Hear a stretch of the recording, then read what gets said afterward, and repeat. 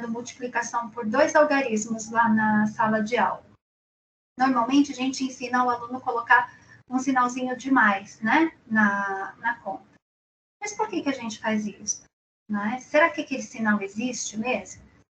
Então, assim, nós só vamos conseguir entender por que a maior parte das pessoas colocam aquele sinal de mais ali, mesmo estando de forma equivocada, se a gente estudar a história e entender o contexto que ele foi inserido ali, né? E isso acontece em todos os momentos. Então, refletir sobre o processo da construção da avaliação historicamente no Brasil é muito importante para ajudar a gente a pensar um pouquinho em como a gente olha para essa avaliação na nossa prática, tá? Os nossos objetivos de hoje são de... Eu vou lendo os objetivos e aí depois a gente vai colocando os slides, tá bom? Então, os nossos objetivos de hoje, gente, são esses daqui. Refletir sobre a relação da avaliação com as metodologias e concepções de educação ao longo da história do Brasil. Considerar o papel do educando no processo avaliativo ao longo da história. Considerar o papel do educador no processo avaliativo ao longo da história. E refletir sobre os impactos dos processos históricos referentes à avaliação no nosso trabalho em 2021. Então, olha só, são bastantes objetivos. Na verdade, são bastante pontos para a gente refletir. E aí, a apresentação acaba ficando um pouquinho extensa, por isso a gente vai dar uma continuidade um pouco mais rápida.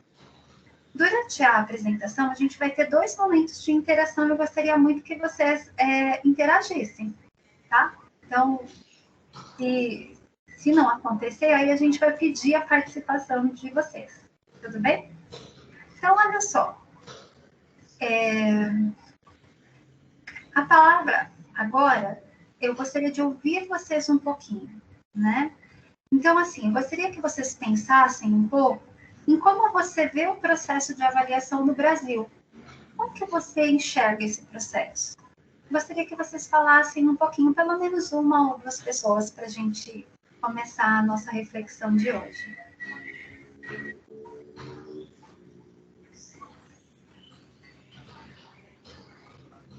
Alguém, gente? Eu escolho? Posso escolher, então?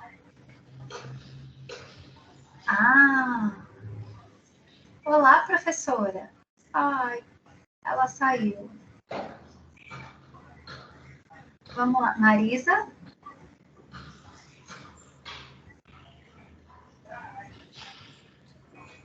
A Denilde abriu a câmera. Tudo bem? Denilde, tudo bom?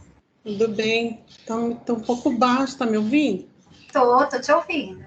Eu até acabei entrando atrasada, porque eu não estava conseguindo entrar, estava com dificuldade aqui. Então, você estava perguntando sobre como que a gente vê o processo de avaliação. De um modo geral, no Brasil, eu penso que ainda a gente precisa construir algumas coisas, né? Porque às vezes tem umas controvérsias, por exemplo, eu vejo a gente ainda tem um caminho ainda para ser percorrido, né? Porque eu enquanto escola pública, eu vejo a gente uma avaliação que às vezes a gente ainda pensa de um modo, né? Enquanto, vamos dizer assim, eu vou dizer Prefeitura de Guarulhos, que eu convivo, que é onde eu trabalho. A gente se preocupa muito, né? Numa avaliação que não seja presa ao sistema, aquela avaliação que o aluno tem que decorar texto, tem que decorar questionário, como foi na minha época, como se faz ainda em algumas escolas particulares.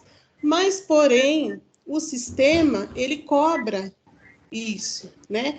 Por mais que a gente tenha essa visão em escola pública, no sistema, mesmo o sistema do governo, as avaliações externas, elas são cobradas de forma diferente do que a gente pensa no nosso sistema, vou dizer, de rede de educação de Guarulhos.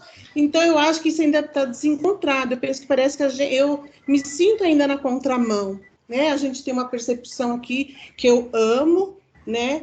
A percepção do sistema de ensino de Guarulhos, é o que eu gosto de fazer, eu acredito nisso, né, nesse trabalho, nessa forma de avaliar, nessa forma de como os alunos devem aprender. Gosto muito de que o aluno... Eu trabalhei numa escola que o aluno, ele escreveu um texto onde ele fala que ele aprendeu a aprender. Isso, para mim, é muito gratificante, né? Porém, quando ele vai prestar um Enem, quando ele vai prestar uma FUVEST, eu acho que isso vai de desencontro, né? Não sei se é bem esse o termo, o que a gente vai estudar aqui, né? Mas, como a gente falando de avaliação, não sei se é isso que eu estou te respondendo, mas eu vejo que ainda a gente precisa se encontrar, né? E falando de Brasil, nem sei, nem consigo te dizer de Brasil. Acho que ainda vai ficar mais desencontrada ainda. Estou dizendo a nível de São Paulo, de Guarulhos, né?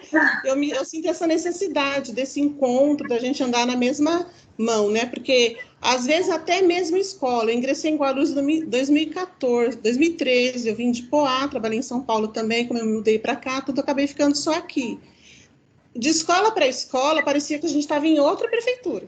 De escola, né? Então, eu acho que tem muito ainda a caminhar, a gente no reavaliar, avaliar, né? E porque está ainda meio desencontrado, né? E até eu escolhi esse curso com a necessidade de ouvir, né? Falei, poxa, de repente a gente precisa ouvir outras coisas, pensamentos diferentes, alguma coisa nova que está acontecendo por aí, né? Com essa necessidade também que ainda está um pontinho assim de interrogação para mim, né? Não sei se era isso a pergunta. Eu consegui. É isso mesmo? Era isso.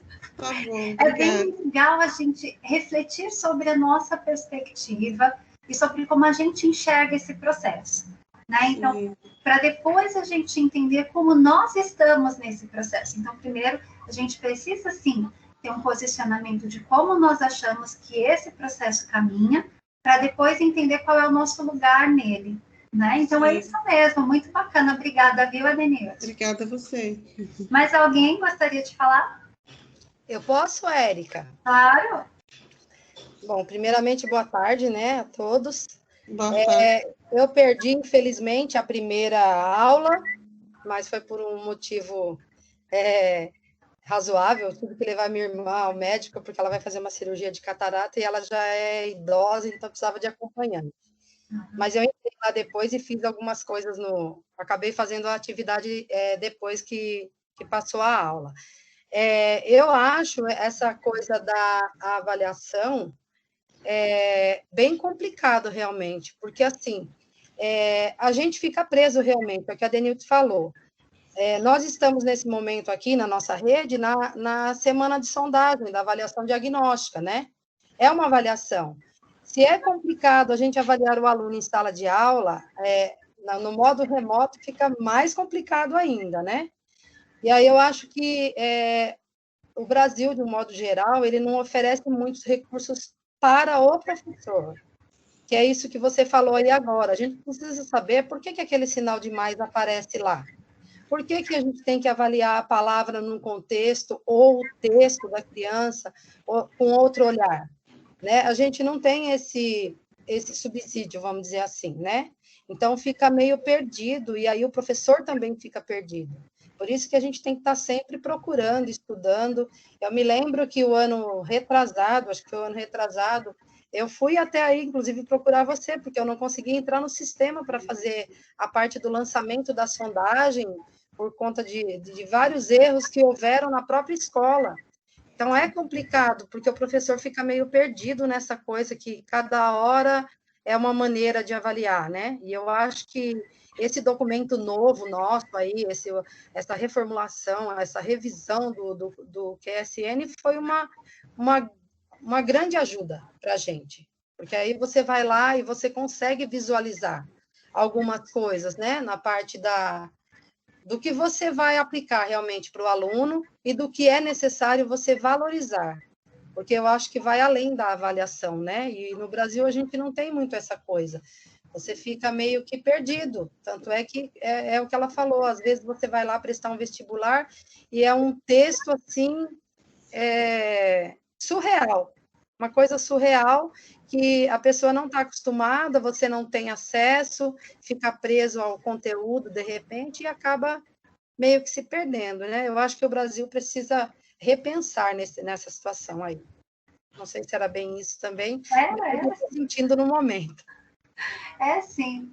Eu agradeço, viu, a participação de vocês. É isso mesmo. Então, assim, a gente começa olhando para isso. Como que nós enxergamos a avaliação no Brasil, né? Como que a gente enxerga esse processo? Então, a partir de agora, a gente vai começar a conhecer um pouquinho, bem pouquinho, porque a história é muito longa, né? Então, a gente vai ter que falar um pouco rápido sobre como que era entendida, era vista esse processo de avaliação educacional lá da colônia até a Primeira República, tá? Então, a gente vai começar a refletir. Mas para a gente refletir a respeito disso, antes, eu vou pedir uma gentileza para vocês. Eu vou pedir para nós nos colocarmos no papel de observador, de espectador, sem fazer juízo de valores. Isso é muito difícil, né? É a tal da empatia, de se colocar no lugar do outro. Por que sem fazer juízo de valores? Porque, assim, tendo os valores que nós temos hoje, aquilo que nós consideramos de sociedade, de pessoas, a gente tende a julgar o que aconteceu lá em 1500, né? Como pode? Eles faziam isso onde já se viu? Em 1500 eles tinham uma outra realidade social, né? Em 1600, outra realidade. Assim como nós temos uma realidade hoje que é muito diferente daquilo que foi há 10 anos atrás, né? Ou que pode vir a mudar daqui a 20 anos, algo que a gente considera absolutamente certo hoje, a gente pode mudar, né? O que está acontecendo conosco hoje? Esse ensino híbrido, esse ensino remoto, quando que nós imaginávamos que isso podia acontecer? Se alguém me falasse isso há 20 anos atrás, quando eu comecei a dar aula, eu ia falar, imagina, né? Mas hoje a gente está vivenciando. Então, cada momento histórico, ele é único, ele tem as suas peculiaridades. E quando a gente estuda esse processo, a gente precisa tentar se colocar no papel de espectador, sem fazer o juízo de valores, de olhar e falar, mas isso está certo ou isso está errado. A gente pode até depois julgar dentro daquilo que a nossa realidade oferece. Mas no momento em que a gente estuda, o ideal é nós nos colocarmos só nesse papel de tentar entender o que aconteceu, para a gente entender o nosso sentimento hoje, a nossa posição hoje, aquilo que a gente entende sobre aquilo, tá bom? Então, antes da gente começar a falar, eu gostaria de ler para vocês esse trecho de um texto do Lucchesi. Ele é muito importante porque ele vai ajudar a gente refletindo ao longo daquilo que a gente vai estudando hoje. Então, ele diz assim, em síntese, o ato de avaliar é constitutivo do ser humano. Não existe conduta humana que não tenha sido escolhida, consciente ou inconscientemente, com base em alguma qualificação da realidade. A qualificação da realidade subsidia nossas escolhas, que acreditamos ser sempre a melhor, desde que ninguém escolha alguma prática, algum ato tendo em vista obter resultado negativo. Sempre escolhemos da expectativa de que obteremos um resultado positivo, ainda que esse positivo possa ser positivo somente para nós e não para os outros, no nosso entorno ou para a humanidade. Não existe ato humano que não seja precedido de uma avaliação, seja essa avaliação inconsciente ou consciente. Usualmente, as avaliações inconscientes implicam em atos intempestivos. Somos tomados por eles, mas as avaliações conscientes nos subsidiam a entender a melhor solução para os impasses com os quais nos defrontamos no dia a dia. A avaliação, ao lado do conhecimento factual, é constitutivo de cada um de nós. Olha só, toda essa citação ela é muito importante, mas agora a gente vai começar a pensar nesse trecho. Sempre escolhemos na expectativa de que obteremos um resultado positivo. Independente de eu achar que esse positivo é positivo para todo mundo, ou dos outros acharem que não é positivo. Quando a gente avalia, a gente sempre espera que seja o melhor, né? O outro pode achar que não é, a história pode mostrar que não é. Mas quando a gente pensa em algumas soluções, a gente sempre pensa acreditando que ela é melhor. Então, por isso que a gente precisa, quando a gente vai analisar o processo histórico, imaginar isso, que todo o processo se deu porque as pessoas que participaram dele naquele momento acharam que era o melhor, tá? Então, vamos lá? A gente começa a nossa história em 1549, né? Lá com a vinda dos jesuítas aqui no Brasil. Como que era esse período? O que estava acontecendo no mundo? Gente, a gente estava tendo a Reforma Protestante, que ela começa lá em 1517 e em 1545 começa a Contra-Reforma. Então, a igreja estava perdendo muitos fiéis. E aí, os jesuítas, que eram católicos devotos, eles abraçam a missão de educar as pessoas e angariar e trazer mais fiéis para dentro da igreja. Então, é nesse contexto que eles chegam no Brasil. Então, os índios que estavam aqui, eles seriam catequizados, seriam mais pessoas que fariam parte daquele processo de entendimento da igreja, né? Então, olha só, o papel deles, dos jesuítas aqui, era fortalecer a visão do colonizador, né? Então, eles ensinavam apenas os índios? Não, eles catequizavam os índios e ensinavam os índios, mas eles também ensinavam os filhos dos colonos. Lá em Portugal, os jesuítas também ensinavam todos os filhos da corte portuguesa. Então, assim, o papel deles era muito forte, né? Bom, os jesuítas, eles estudavam muito, eles gostavam da filosofia do Aristóteles. Mas, além do Aristóteles, eles também praticavam todo aquele estudo do Comênios. Então, quando a gente fala de Comênios hoje, a gente olha e fala assim, ele é o pai da didática. É mesmo, ele trouxe ideias inovadoras, e essas ideias, o Comênios era contemporâneo dos jesuítas dessa época. Mas as ideias dele foi incorporada em toda a estrutura organizacional dos jesuítas. Então, o Comênios, que era um pedagogo e tinha um forte papel religioso, ele falava que precisava se otimizar o ensino, né? Mas ele achava que você otimizava com método. E qual era esse método? Você precisava ensinar as coisas da mais simples até a mais complexa, então era um ensino linear, né? E do concreto para o abstrato. Nunca pensaria numa abstração antes de pensar naquilo que era concreto, né? E os jesuítas, eles incorporaram isso na prática dele, né? Eles escreveram um manual que eles seguiam, que era o Ratium Studium, eu não sei falar direito, gente, é latim, né? Então, eles acreditavam que esse método dava conta. E uma coisa que o próprio Lucchesi traz, e eles também traziam na prática, era assim, precisava saber se o aluno sabe aquilo que foi ensinado ou não sabe. E aí, eles aplicavam os exames, né? Que era o tipo de avaliação que eles utilizavam. O instrumento que eles utilizavam era o exame final. Então, o que eles valorizavam? Eles valorizavam o raciocínio? Não. Eles valorizavam a memorização. E por que eles valorizavam a memorização? Porque eles acreditavam, como toda a educação da época, que o aluno ele era desprovido de qualquer tipo de conhecimento. Então, quem é que conhecia as coisas? Quem conhecia as coisas era o professor, era o mestre, no caso, o jesuíta. E o que o jesuíta vai fazer?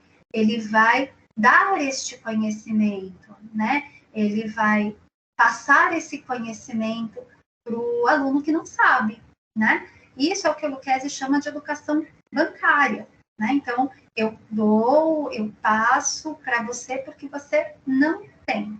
Então, o tipo de exame que eles faziam, o tipo de avaliação que eles faziam era um exame que tinha o objetivo de verificar a memorização, não o raciocínio. Então, tinha que decorar para mostrar que sabia, né? Mas, entendam, era o que eles faziam. E os jesuítas, eles atuaram aqui por muito tempo, né? Então, eles ficaram aqui até 1759, foram 210 anos de prática. Então, foram 210 anos de formação de sociedade brasileira, de princípio de sociedade brasileira, e foi justamente nessa formação que a gente começa a entender o que seria essa avaliação, né? Lembrando, gente, educação ainda não é para todo mundo, é só para algumas pessoas, tá? Não são todos os índios que podiam ser catequizados, eram só aqueles escolhidos. Então, a gente também tem bastante coisa dentro desse processo. Bom, mas aí, em 1760, o Marquês de Pombal, ele está lá observando o que está acontecendo na Europa, e é justamente quando começa a Revolução Industrial, né? Então, dentro da Revolução Industrial, tem muitos aspectos que precisam ser considerados. Outra coisa, já tinha passado o período da Reforma e da Contra-Reforma, né? Então, agora eles não aceitam só a comunidade católica, eles aceitam a comunidade católica e a comunidade protestante. Então, por conta de vários outros fatores além desses, os jesuítas são expulsos de Portugal e são expulsos do Brasil. E aí o Marquês de Pombal, ele cria a escola pombalina, né? Então é aí que se institui a escola pública e laica. Por que laica? Porque antes ela era oferecida e regida pela Igreja Católica. E agora não. Agora eles têm pessoas influentes, tanto da Igreja Protestante quanto da Igreja Católica, então para eles é mais correto dizer que não privilegia nenhuma fé, né? Então, agora a escola é laica, né? Eles tratam de algumas condutas e práticas religiosas? Tratam, né? Mas não da forma como era feito antes, tá? Ele também é movido pelo pensamento iluminista na época, que está muito forte, né? Só que, gente, tudo que acontece em Portugal chega no Brasil muito atrasado, né? E não chega necessariamente da mesma forma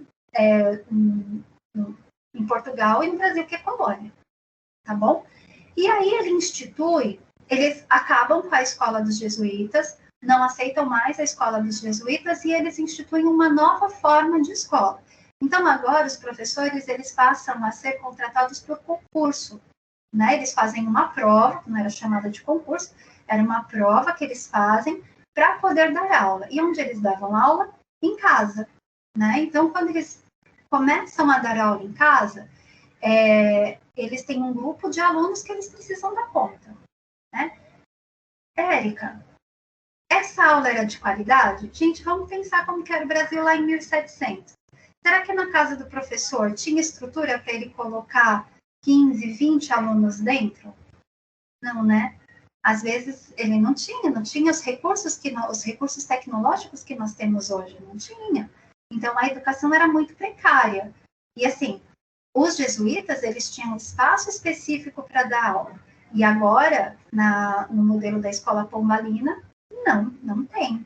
Então, isso faz com que a qualidade da educação caia muito, né? Começam a surgir algumas escolas que são escolas protestantes e algumas famílias que são aquelas mais conservadoras e que continuam professando a fé católica, elas não aceitam a troca do modelo jesuítico pelo modelo pombalino, né? Então, algumas escolas continuam funcionando com os jesuítas, embora eles tenham sido expulsos. Eles não podem mais praticar as coisas abertamente, mas algumas famílias continuam tendo uma educação oferecida por eles. Mas a maior parte dos colonos, que eram os colonos que tinham direito à educação, não são todos, índio não pode, negro não pode, mulher não pode, né? Não tem direito à educação.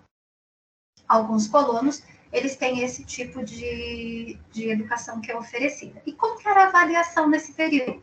Bom, eles instituem a avaliação do professor. O professor era avaliado pela Câmara Municipal.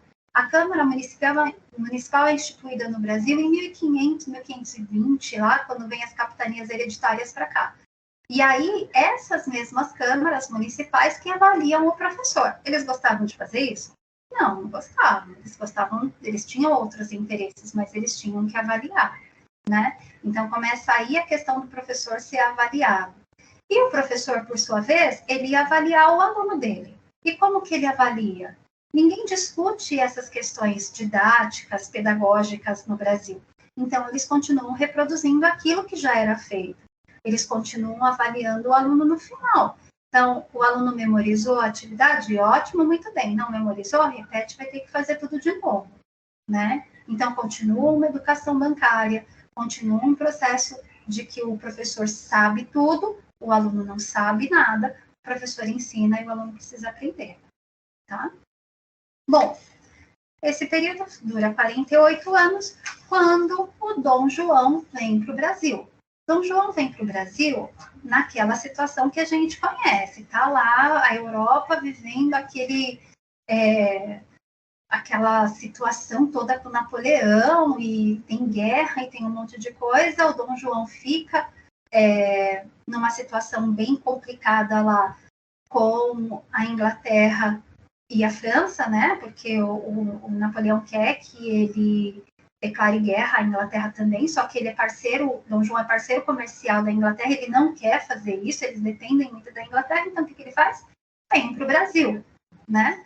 E quando ele chega aqui no Brasil, ele olha assim e fala, caramba, não tem médico, não tem advogado, não tem essas coisas. Como que a família real fica no Brasil se não tem uma condição de desenvolvimento igual de Portugal? Então é complicado, né? Então, o que ele começa a fazer? Ele começa a garantir a criação das escolas de ensino superior, para que sejam formados médicos, para que sejam formados advogados, porque essas pessoas precisam atender a corte. A corte agora está no Brasil. Elas precisam ser atendidas por pessoas minimamente qualificadas, né? O foco do desenvolvimento agora do Dom João é sobre a necessidade do avanço social, né? Então, ele está olhando para outras questões? Não, ele está olhando para a necessidade do avanço social que existe naquele momento, né? E a educação primária? Algumas escolas começam a ser construídas, mas ainda existe muito aquela prática como era feito lá no modelo pombalino, né? A educação continua sendo para algumas pessoas, a educação continua sendo apenas um meio para eles estarem fazendo alguma coisa, né? E a avaliação? A avaliação continua sendo feita pela Câmara sobre o desempenho do professor, e o professor, por sua vez, continua avaliando o aluno dele da forma como ele sempre avaliou, né? Porque agora, o que muda? Muda a necessidade social, para que a escola serve. Mas como a escola atua, ainda não mudou. Ninguém conversou sobre isso, ninguém fala a respeito dessa situação, né? Bom, depois que passa esse período, a gente vai chegar no período do Império, né? Dom João volta para Portugal, e aí quem fica no lugar dele é o Dom Pedro. Dom Pedro I, depois Dom Pedro II. E aí, o mundo, ele está vivendo várias coisas, né? Então, a gente está lá, Revolução Industrial que começa a avançar, tem o pensamento iluminista, tem o pensamento liberal, tem um monte de coisa. Uma coisa importante, lá na época do Dom João, alguns colonos, eles continuam estudando nas universidades que são feitas aqui no Brasil. Só que os filhos da corte, eles não estudam aqui no Brasil, eles vão se formar lá em Portugal. E aí são esses filhos que retornam para o Brasil e fazem parte do Império de Dom Pedro I e de Dom Pedro II. Então, eles têm uma outra visão de vida, eles têm uma outra visão de mundo, eles têm uma outra visão de educação, né? Então, lá no ato adicional de 1834 e na Constituição, eles descentralizam o ensino. Então, eles falam assim, cada região vai ser responsável pela educação do seu território, né? Aí, assim, acontece aquilo, né? Algumas fazem de um jeito, outras fazem de outro jeito, umas atendem mais, outras atendem menos. Mas muda a prática das pessoas? Não muda. Embora eles estejam vivenciando aquele momento do iluminismo, né? Érica, mas o iluminismo começou lá atrás, mas no Brasil ele chega aqui, né? Nesse momento. Embora eles estejam falando muito da questão da razão sobre a fé, da ciência, da importância desse desenvolvimento, essas discussões não chegam nas camadas mais baixas daqueles que vão receber a educação, né? Não se discute pedagogia, se discute o que é o conteúdo, o que tem que aprender, essas coisas, mas como esse conteúdo vai ser passado, como ele vai ser avaliado, não. Então, novamente, o pessoal continua avaliando da forma como era lá, como foi proposto lá pelos jesuítas, gente. O professor é quem sabe, o aluno não sabe nada, o professor transmite o conhecimento e depois ele verifica. O aluno memorizou aquilo? Ah, ótimo, muito bem. Então, se ele memorizou é porque ele sabe. Memorização era sinônimo de conhecimento. Hoje a gente sabe que não é. Mas naquela época era como eles entendiam. Tá? Então, por isso que os exames eram feitos dessa forma. Tá? E aí, a gente vai para o período da Primeira República, que ela começa em 1889 e vai terminar lá por volta de 1930. Como que está o Brasil agora, gente? O Brasil está, assim, vivendo um momento bem complexo, bem complicado, né? Porque existe muita interferência do pensamento liberal aqui, muitas pessoas estudando de fora e querendo vir. Houve uma pressão muito grande para que houvesse a abolição da escravatura e, de fato, eles pudessem ser, os negros pudessem ser libertos, mas o Brasil não tinha um plano para isso, né? Então, libertaram os escravos, mas e o que você faz com eles? Começaram a receber pessoas da Europa para fazer o trabalho que era feito pelos negros, e como que você lida com a educação? Então, aí a gente tem mais pessoas excluídas, porque o pessoal que vem da Europa também não recebe uma educação, não tem direito à educação que os brasileiros, colonos, deveriam ter. Né? Os negros também não têm projeto social, então eles também não têm educação, por isso que é essa discussão, né? Hoje em dia, a respeito dos direitos, do que foi garantido e do que não foi garantido. Né? A mulher também não tem direito. Né? Se é uma mulher que faz parte da realeza, da corte, tudo bem, mas quem não tem, tem. Então, assim, as leis que eram escritas, os decretos que eram escritos garantindo uma educação para a população, era para essa população muito pequena, então nós não tínhamos muitas escolas, né? Então, continuava-se aquela prática escolar que vinha se arrastando desde a época dos jesuítas. Então, embora eles tivessem a influência do pensamento liberal, essa mudança de educação, de como você entende a educação e para que ela vai servir só para uma população muito pequena, né? Mas ainda assim, dentro das discussões escolares, alguém fala a respeito das práticas pedagógicas? Não. Alguém discute como que o aluno deve ser avaliado? Não, porque era certo. O aluno que sabe, ele responde o exame da forma correta. O aluno que não sabe tem que voltar e tem que fazer tudo de novo. Ou ele sai da escola e desiste mesmo, não dá para nada. Né? Então, era esse mais ou menos o pensamento que eles tinham até 1930, especialmente sobre a avaliação. Tá? Agora, a gente vai dar uma pausa rápida para uma reflexão, para a gente não cansar, porque a gente parou em 1930, né? Eu queria saber como que vocês foram avaliados ao longo da sua vida, porque essa prática desse tipo de exame que a gente está falando, que era um instrumento dentro do campo da avaliação, ela é muito comum até 1930. A gente já viu, então, que de 1549 a 1930 ela foi predominante, né? Mas e nós? Nós somos lá de 1980 a 1990, como nós fomos avaliados? Como que você foi avaliado ao longo da sua vida escolar? Pode falar, gente. Quem gostaria de falar? A Denilde. A Denilde pode falar.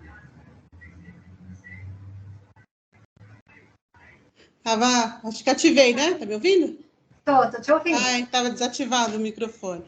Então, embora tá bem longe, mas assim, ainda na minha época, né? Eu sou de 68, eu peguei escola ainda na década de 70, ainda no regime militar, né? Então, assim, o meu terceiro ano era um terceiro ano só de meninas, eu estudava no colégio estadual lá na Penha, né? Numa escola muito boa. E essa avaliação mesmo, assim, ainda com o ranço dessa época aí.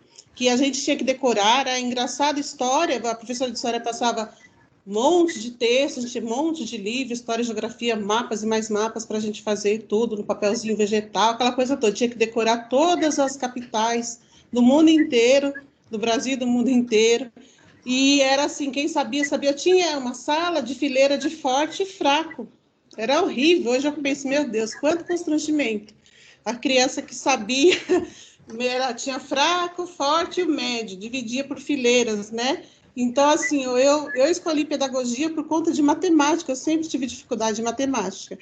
Então, ninguém nunca, assim, me aproximou para saber por que eu tinha aquela dificuldade, né? Era recuperação, e aquela recuperação não adiantava nada, porque se eu não aprendi nada o ano inteiro, né? Era uma recuperação, então era assim, aquela coisa decorada mesmo. Para eu provar que eu sabia, eu tinha que responder tudo certo, né? Então, eu acho que ainda estava bem no ranço ainda dessa década aí como é que é o nome? Do Dom João, né? Não, já tinha passado do Dom João. Na verdade, é todo o período, né? Dos militares até a Primeira República. Não estava muito longe, não, viu? Ainda peguei um pouco. Foi bem difícil. Hoje, quando eu penso, falo, eu quero ser professora, porque eu não quero ser isso que foram para mim, eu quero ser bem diferente. Foi difícil, muito sofrido. Hoje, quando eu lembro que eu chorei muito. Era assim, eu lembro que uma vez um professor de matemática me chamou para fazer uma equação do 2º grau na lousa e eu não conseguia dizer, eu ia até a metade, fiquei lá o tempo todo mundo olhando para minha cara, e eu disse, não sabe, vai sentar, você precisa estudar mais, era difícil, era muito triste. Graças a Deus acabou. Graças a Deus. Ainda bem. Ainda bem que passou. Mais alguém? Obrigada, Denilde. Mais alguém gostaria de compartilhar com a gente?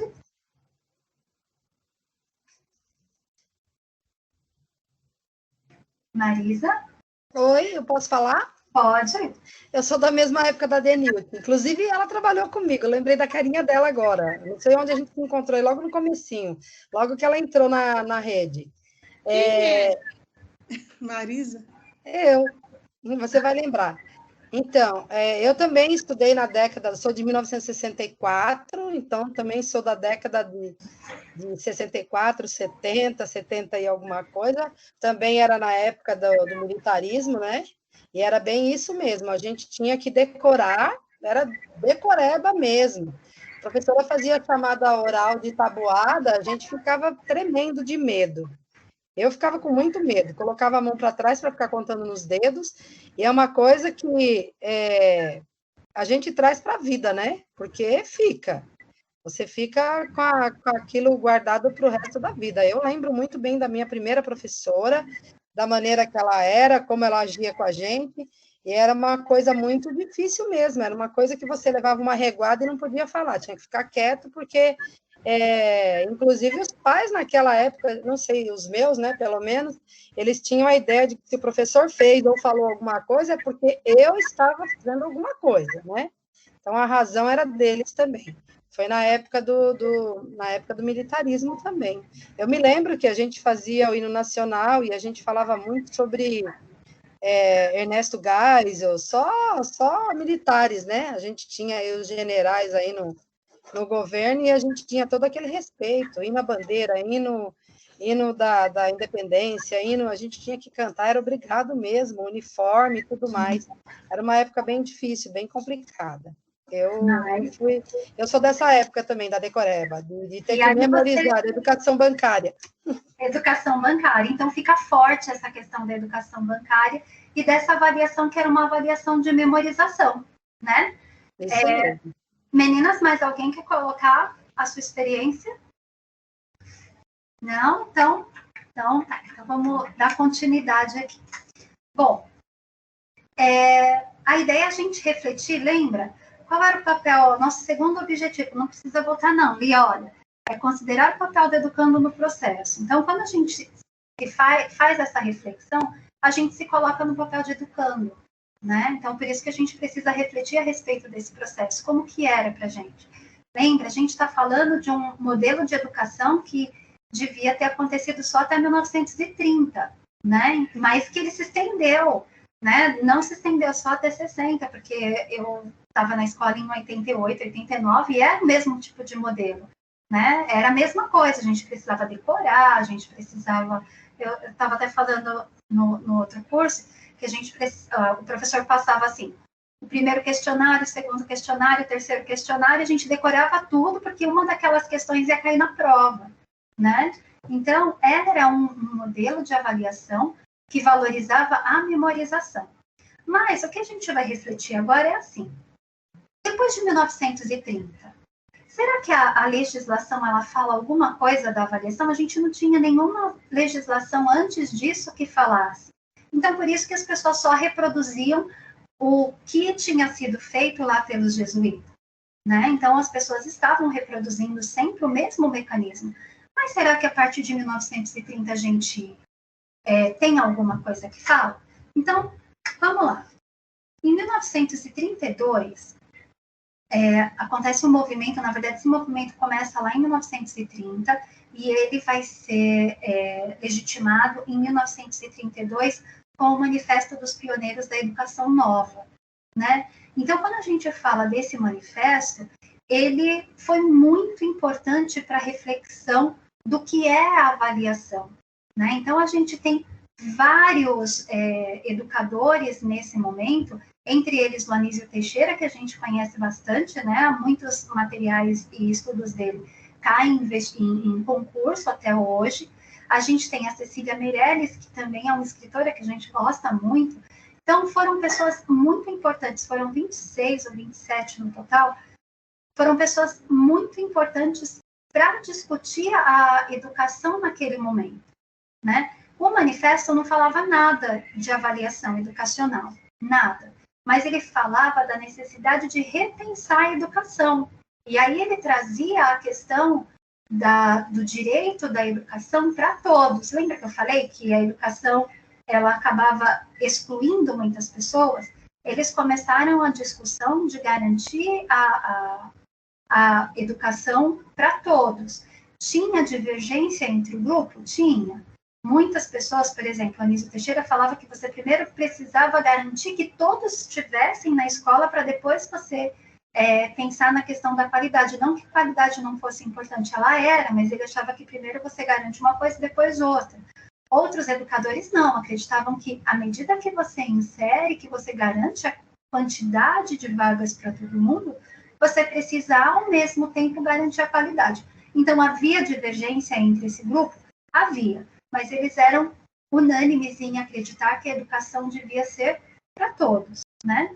Essa discussão, ela vai até 1960, quando em 1961, eles publicam a primeira LDB, tá? Então, a primeira LDB, ela é publicada nesse momento, né? Nessa época, a gente até olhou e falou assim, nossa, mas a LDB, ela existiu já desde esse momento, desde 1961? Sim, era uma lei que ela pretendia fixar as diretrizes da educação básica, né?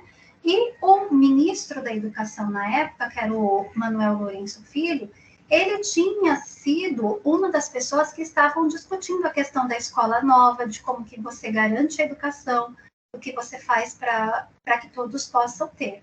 O que é essa primeira LDB? O que ela traz para a gente a respeito da avaliação? 1961, ela diz assim, a apuração do rendimento escolar ficará a cargo dos estabelecimentos de ensino, aos quais caberá expedir certificados de conclusão de séries, ciclos e diplomas de conclusão de curso. Todo mundo fazia isso, né? Na avaliação do aproveitamento do aluno, preponderarão os resultados alcançados durante o ano letivo nas atividades escolares, asseguradas ao professor, nos exames e provas, liberdade de formulação de questões e autoridade de julgamento. Então, eles mantêm a autoridade de julgamento do professor, mas eles dizem que os resultados e os avanços, eles devem ser considerados quando? Durante o ano letivo, nas atividades escolares. Então, era isso que deveria estar prevalecendo, né? Não os exames e as provas. Vejam, gente, só aí, nessa primeira LDB, ele institui, no mínimo, 3 instrumentos de avaliação. Então, se a gente entende a avaliação como um processo grande, Os instrumentos de avaliação, eles vão fazer parte desse processo. E aí, ele propõe que os professores utilizem as atividades escolares, as provas e os exames. Uma coisa que a gente precisa deixar bem claro é que o exame é classificatório, né? O exame é o que classifica. A gente tem o Enem, que é o Exame Nacional de Educação do Ensino Médio. É um exame mesmo, ele vai classificar. Vestibulares são exames, ele também classifica. Então, essa é a diferença do exame. O exame, ele tem um papel, ele assume uma função classificatória. E, nessa época, ele não descarta o exame que já era realizado anteriormente, mas ele coloca mais 2 instrumentos diferentes, que são as provas e as atividades escolares. Na época, alguns professores não gostaram muito. Quando a gente pega a história da educação no Brasil, eles não gostaram muito. Por quê? Porque ia dar mais trabalho. Já tinha muito trabalho. Ia dar mais trabalho ainda. Outra coisa que também não agradou muito a população, os professores. Se você coloca um monte de aluno na escola, vai virar uma balbúrdia, vai virar uma confusão. Como que a gente dá conta desse monte de gente que não sabe nem falar, né? Então, assim, não foi uma coisa fácil, né? Esse processo de abrir uma escola para todos, à medida e ao mesmo tempo que você olha para o professor e diz, não, peraí, agora você precisa ter uma diretriz para avaliar e você não pode avaliar só com provas, né? Então, como está mais para uma indicação, os professores continuam avaliando através de provas, que na verdade são exames, porque eles continuam classificando, né? Bom, essa lei, essa primeira LDB, ela dura 10 anos, mas ela dura 10 anos com muitos problemas, porque em 1961 a gente tem aí o início do governo militar, né? E essa LDB, ela não conversava, porque ela tem bases naquele manifesto que foi escrito em 1932, né, que traz a questão da igualdade, dos direitos, né? E a partir de 1962, você tem uma escola que é nacionalista, né? Então, eles têm aquela prática nacionalista, o sentimento nacionalista. Então, eles precisavam mudar. Por isso que eles cancelam, anulam, não sei qual o termo certo, mas eles reescrevem. Então, em 1971, o ministro, que na época era o Jarbas Passarinho, que também era um militar, ele coloca a segunda LDB, que é a segunda lei, né? A Lei de Diretrizes e Bases. Ele dizia assim, olha, segundo o que ele falava, que a educação não é um gasto, mas ela é um investimento. E que quanto mais escolaridade a pessoa tiver, maior vai ser o salário dela. Né? Então, começa aí essa questão de quanto mais você tem que estudar para você ter um bom emprego, você tem que estudar para ter esse acesso, né, essa escalada social, você tem que estudar que vai garantir. Também nessa época que eles começam a construir, um pouco antes, mas na época do período militar, as FEBEMs, né? Por quê? Porque a educação diz que era para todo mundo. Então, onde que você coloca todo mundo? Então, é aí que surgem as FEBEMs e ela tem o início dela é um início pensando nesse oferecimento de educação para todos. Mas, gente, olha, o Jarbas Passarinho, ele falava que precisava ter um controle ideológico sobre as escolas. A escola não pode ensinar o que quer, tem que ensinar aquilo que está alinhado com o pensamento do governo, né? Então, não era exatamente assim. Não tinha uma história, não tinha uma história no Brasil, precisava contar uma história, né? Precisava se criar uma história, precisava se garantir que o sentimento nacionalista ele estivesse lá. E eles falavam alguma coisa a respeito da avaliação? Sim, eles falavam. Eles diziam assim, ó, lá no artigo 14, a verificação do rendimento escolar ficará na forma regimental a cargo dos estabelecimentos, compreendendo a avaliação do aproveitamento e apuração da assiduidade. Então, aqui eles já inserem a assiduidade, a obrigatoriedade do aluno frequentar as escolas, que é isso que as meninas trouxeram. Tem que ir de uniforme, tem que ir de uniforme. Tem que frequentar? Tem que frequentar. Pode faltar? Não. E isso vai compor o processo de avaliação.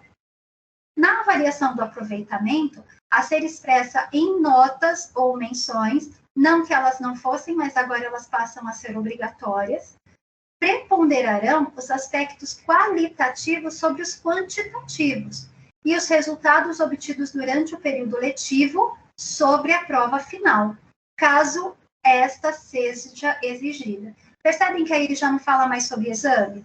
Aí ele fala sobre prova final, para verificar, mas a lei já é clara. Ela diz que a gente precisa olhar a qualidade daquilo que está sendo aprendido, né? E é durante todo o período letivo, não é só nas provas. Mas aí, novamente, a gente vem de um momento em que a história ela fala para a gente que a avaliação ela é feita no final do período, que você vai ver se o aluno aprendeu, mas essa aprendizagem ainda é uma memorização. Aqui eles tinham essas discussões educacionais com sentimento nacionalista, gente, e era mais valorizada as produções que eram feitas aqui. Então, muitas produções estrangeiras não eram aceitas, como era aceita lá em 1961. Então, essas discussões, elas até chegavam, mas o que era mais certo? Era a discussão daqueles professores mais tradicionais, aqueles que eram formados para verificar se o aluno memorizou ou não. Então, assim, havia uma resistência de muita gente, não só dos professores ou da comunidade, de muita gente que acreditava que dava muito trabalho você ficar observando os aspectos qualitativos dessa aprendizagem. Então, olha só, a gente já tem 2 leis que falam que a gente precisava verificar a qualidade da educação que os alunos estavam tendo, né? E aí também aparece a recuperação que a Marisa falou. O aluno de aproveitamento insuficiente poderá obter aprovação mediante o estudo de recuperação, que até então não tinha, o aluno não aprendia, ele repetia, né? Então, essa segunda LDB, ela vai durar até 1996, quando a gente tem lá o período do fim da ditadura, aí vem o Fernando Henrique na segunda eleição, né, diretas, depois da ditadura, e aí ele convida o Paulo Renato Souza para ser ministro da Educação. Paulo Renato ele vai ser ministro por 8 anos. E esse é um processo muito importante, por quê? Porque é nesses 8 anos que ele traz muitas mudanças dentro do pensamento educacional e dentro do pensamento de avaliação que a gente tem, né? Então, é nesse período que eles criam os PCNs, o Enem, o SAEB. Então, nesse momento, eles começam a discutir. O que a LDB traz? Essa LDB de 96, ela traz para a gente sobre a avaliação. Ela diz assim, ó, você passa. A União, ele já entende que o Estado, a educação, ela é pública e laica, deve ser oferecida pelo Estado. Então, o Estado precisa assumir um papel dentro da avaliação. Qual é o papel que o Estado assume?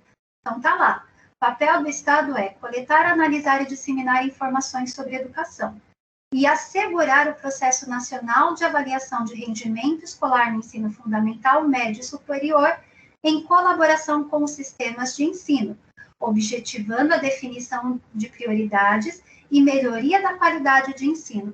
Então, veja, quando ele propõe essas avaliações externas que acontecem, o foco é que elas possam servir como formas de observar essa qualidade, porque eles precisam coletar e analisar as informações e disseminá-las, e pensar na melhoria da qualidade de ensino. Então, é uma das formas que o Paulo Renato e a equipe dele encontra para que o Estado também faça o papel dele no processo educacional. E o professor? O professor também tem um papel importante. Lá no artigo 24, eu vou ler só a parte grifada, tá? Ele diz assim, sobre a avaliação básica. Vejam, então o Estado tem um papel dentro das avaliações que devem acontecer, mas o professor também tem. Então, olha lá, a avaliação contínua e cumulativa do desempenho do aluno, com prevalecência dos aspectos qualitativos sobre os quantitativos e dos resultados ao longo do período sobre as eventuais provas finais. Percebe, gente? De novo, apareceu isso na lei de 1961, de 71 e agora de 96. É sempre os aspectos qualitativos sobre os quantitativos, né? E sempre que esses aspectos precisam ser analisados ao longo do período, e não uma prova que vai garantir, né? A prova continua sendo um instrumento, mas aqui ele deixa bem claro que o professor precisa avaliar de outros modos, né? Aí ele também coloca lá, ó, a LDB, a partir de 96, ela não foi mais reescrita, tá? Agora, ela é alterada. Então, ela é alterada lá em 2017, quando eles dizem que vai haver uma base nacional comum curricular, que é aquilo que vai garantir um mínimo de aprendizagem. Então, o professor pode fazer mais do que a base diz? Pode, ele não pode fazer menos, tá? Por quê? Porque ela é o mínimo. É o mínimo que o aluno tem o direito de aprender, né?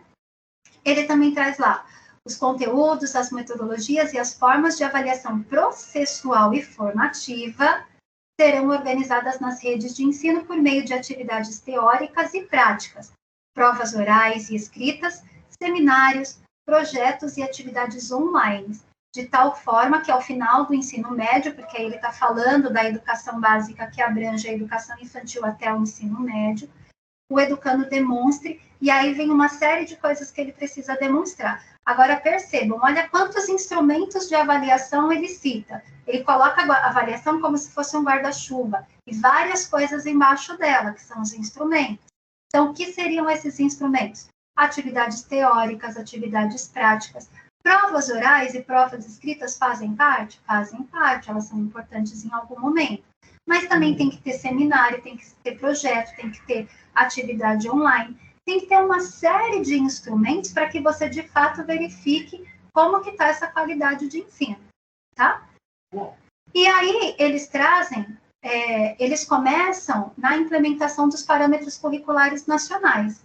Por quê? Gente, a gente saiu de uma ditadura, ele não pode já introduzir a base, a BNCC, por quê? Porque vai parecer que você está voltando para a ditadura. Então, os parâmetros, eles são uma orientação para garantir a qualidade da educação, né? Também vai ser elaborado de uma forma democrática, com muitos educadores, né? E vai trazer também a questão da avaliação, lá em 96. Então, lá em 96, ele diz que a avaliação, ela precisa subsidiar o professor com elementos para uma reflexão contínua sobre a sua prática, sobre a criação de novos instrumentos de trabalho e a retomada de aspectos que deveriam ser revistos, ajustados ou reconhecidos como adequados para o processo individual ou de todo o grupo. Então, percebe como a avaliação ela já começa a assumir um outro papel? Na verdade, ela já começou, mas agora fica de forma mais explícita, né? E para o aluno? O aluno não pode saber que ele é avaliado? Ele deve saber. Por quê? Porque a avaliação para o aluno precisa ser um instrumento de tomada de consciência das suas conquistas, das suas dificuldades ou das possibilidades para reorganização, né? Por quê? Porque o aluno também precisa se entender como protagonista da aprendizagem dele. Eles não utilizam ainda a palavra protagonista, mas eles já pensam nessa palavra e já pensam nesse papel, tá? Bom, aí em 2017 vem, de fato, a BNCC, que vai propor como forma de uma norma, uma lei que precisa ser respeitada, os aspectos mínimos para tentar garantir qualidade para o Brasil inteiro. Então, a BNCC, os conteúdos mínimos, as aprendizagens mínimas que a gente deve garantir aqui em São Paulo, são as mesmas que devem ser garantidas no Amazonas, em Pernambuco. Então, são aprendizagens que precisam ser garantidas. E a BNCC traz alguma coisa da avaliação? Traz. Ela diz o seguinte, sobre a avaliação, que é preciso construir e aplicar procedimentos de avaliação formativa de processo ou de resultados, que levem em conta o contexto e as condições de aprendizagem, tomando tais registros como referência para melhorar o desempenho da escola, dos professores e dos alunos. Né? Então, aqui a gente tem também o reforço daquilo que já vinha sendo falado anteriormente lá nos parâmetros curriculares. A avaliação ela precisa ser uma referência e a gente precisa estar utilizando vários instrumentos. Quando ela traz lá a avaliação formativa, de processo, ela precisa acontecer durante todo o processo do ano letivo, ela não pode ocorrer só num período. E aí, novamente, aqueles instrumentos que são citados anteriormente, eles também são citados agora, também são reforçados agora. E aqui para a nossa rede, a gente tem o QSN, a segunda versão do QSN, que foi lá proposta em 2019, né? Que é o documento que norteia as práticas pedagógicas, a formação dos educadores da nossa rede e a implementação de políticas públicas pautada em uma concepção de educação que reafirma o papel político, social e cultural das instituições escolares e que seus desdobramentos resultem na construção de uma sociedade que respeite a igualdade, a pluralidade e que lute com afinco pela qualidade social da educação. Então, aqui a gente também reafirma, né, no documento, também está sendo reafirmado o compromisso com a qualidade da educação, né?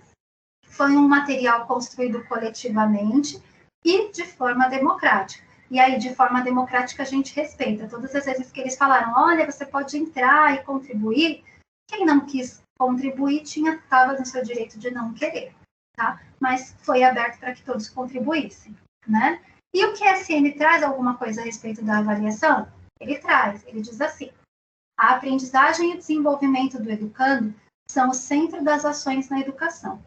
A avaliação centrada em quem aprende é diagnóstica e inclusiva e pretende subsidiar o planejamento e o replanejamento das práticas educativas e sociais, as estratégias utilizadas no contexto escolar e as intervenções e tomadas de decisão. Então, aqui, gente, vai sempre conversando com essa história desse novo período da República, né? Então, a todo momento está sendo dito que o quê? Que a avaliação, ela precisa acontecer para que o professor observe o processo da aprendizagem, a qualidade que está sendo oferecida, né? Então, o que a gente precisa entender que a gente vai tratar nas aulas posteriores, né? Como que a gente consegue articular essas situações? Qual é o papel dessa avaliação dentro do nosso trabalho docente? E aí, antes de terminar, eu queria voltar lá, mas não precisa voltar ali, tá? Eu queria voltar lá na citação do Lucchesi, quando ele diz assim, olha, não existe ato humano que não seja precedido de uma avaliação, né? Mas como que a gente avalia? Quais são os instrumentos que nós vamos utilizar? E para que serve essa avaliação? A avaliação na escola ela só vai ter sentido se ela resultar numa ação, né? Senão a gente continua com aquela educação bancária lá de antes de 1930, né? Que eu acredito que eu sei, eu assumo o papel de quem sabe, o aluno assume o papel de quem não sabe nada, e eu só vou verificar se ele memorizou ou se ele não memorizou, né? Quando a educação ela se faz de fato de uma maneira qualitativa, e quando a gente tem a avaliação como instrumento que nos auxilia nesse processo, aí de fato a gente tem uma educação de qualidade, né? A gente de fato tem como verificar aonde eu estou e para onde eu quero ir, né? Então, isso é uma das coisas que a gente precisa sempre refletir. Na atividade dessa semana, o exercício que a gente vai pedir para que vocês façam é justamente esse. Olhando para a nossa prática, olhando para a nossa vivência enquanto alunos que fomos, daquele período em que nós passamos, né? O quanto dessa história da avaliação fez ou faz parte da nossa vivência enquanto professor, né? Em qual momento eu estou? Eu estou em qual a minha prática ela está situada em qual momento histórico ainda? Será que nós estamos... As meninas falaram no início, nossa, mas tem escola particular que ainda faz provas como se fossem os exames, né? Que ainda só verifica se o aluno acertou ou errou, que acaba classificando esse aluno, né? Então, em qual momento histórico essa escola está? No que essa escola ainda acredita, né? Se a gente tem leis que desde de 1961 já vem, já escreve, já reforçam que aquele tipo de avaliação que foi proposto lá em 1549 ele não serve para a nossa realidade. O que está acontecendo que a gente ainda tem esse tipo de entendimento sobre a avaliação? Esses documentos oficiais nos dizem que ela não é só isso, né? Eu queria... Alguém quer falar alguma coisa? Eu queria que alguém comentasse alguma coisa a respeito disso. Meninas?